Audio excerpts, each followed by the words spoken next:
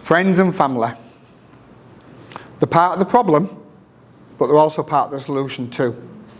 You know, having, you know, the constant conversations at home about have you been drinking, it just focuses, and it's just that all-encompassing conversation.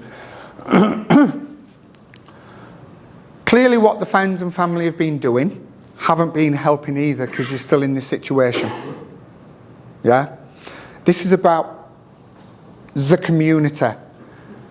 As much as you can do so much with a client in the chair, you've got to carry that through to home. So they need to change their approach too.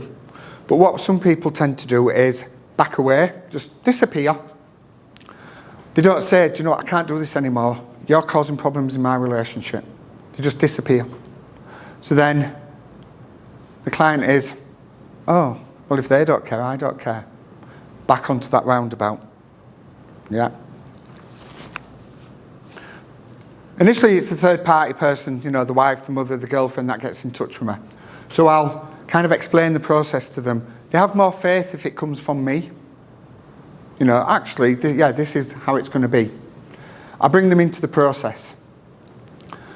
I will say to them, the third party, do you know what, I'm at the end of the phone for you as well.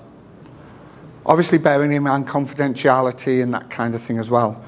But if my voodoo sparks and picture and sound with a client in, you know, balancing, I'll ring the third party. Hi, how are you doing? Just sort of check in, see what's going on. Yeah, it's been a bit of a bad week. They've drank 3 times this week. I'm like, oh, right, okay then. Right.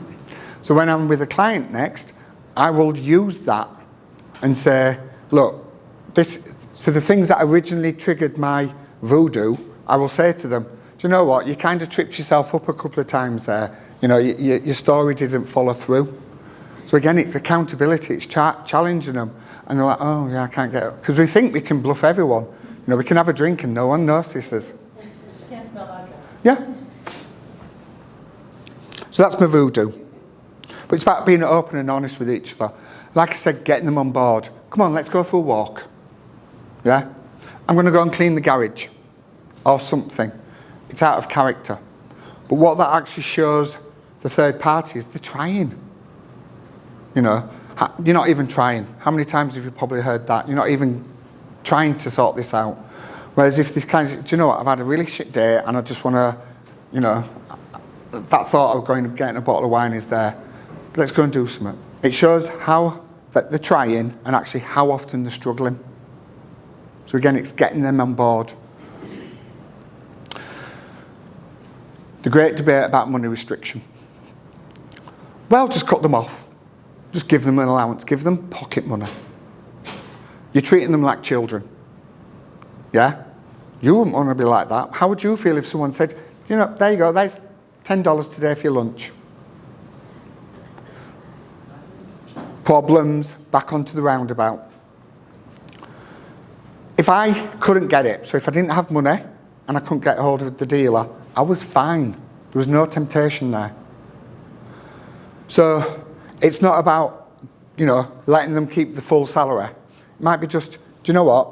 There's enough there to cause you temptation. You know, $20 there, enough to get a couple of bottles of wine with. But you're not going to mess up the family finances for the month. Because, again, it goes to that, we can't deal with something if we don't know what they're dealing with. So what's triggering that temptation? Yeah?